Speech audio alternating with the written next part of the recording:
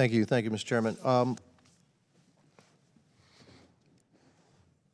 The Soviet Union and now Russia, they had like a first-class military, but it was a third-class economic power.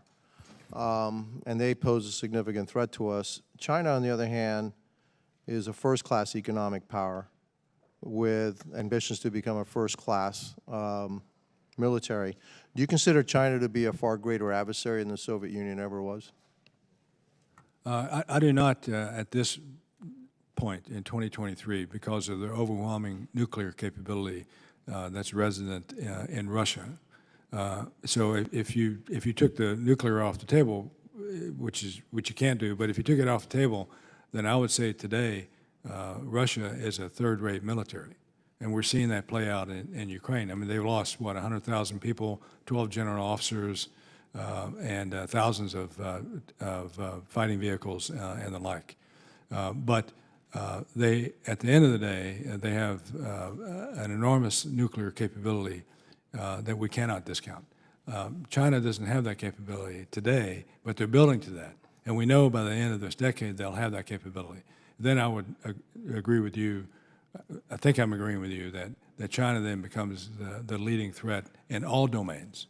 But today, because of the overwhelming nuclear threat, Russia predominates.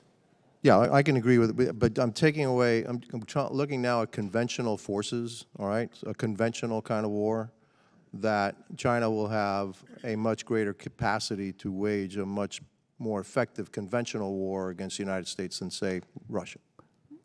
Could be. The Chinese military hasn't been tested in sustained combat operations since 1979, and that was really a skirmish with Vietnam.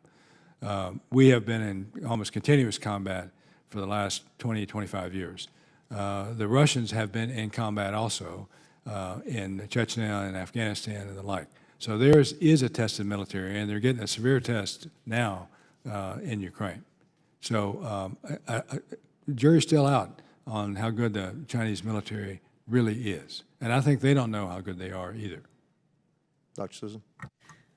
I think there's obviously no question that China can build stuff.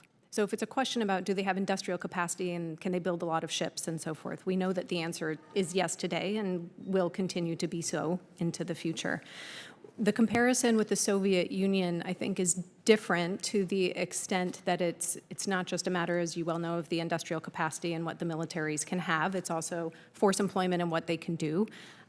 There's a trend towards overconfidence, as it turns out, especially in autocratic forms of government, about how those two things add up.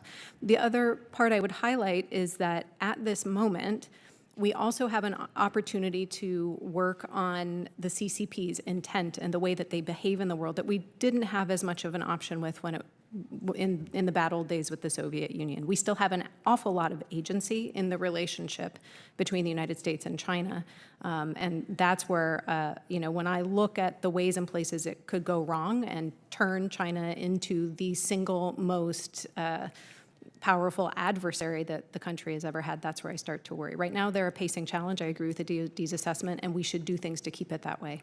Yeah, well, I think it's emerging though, and I can see in the future that they could be a much more serious adversary. One final question: energy. Could energy be a weakness for China? For sure, but I think energy can be a weakness for us also.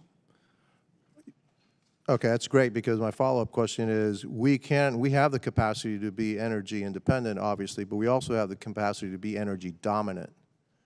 So could we use energy as a way to try to keep them at bay? I think we can, in the sense that they're going to get their energy either overland from Russia primarily, or through sea lanes. So we can dominate in the sea lanes to prevent them from getting the resources they need.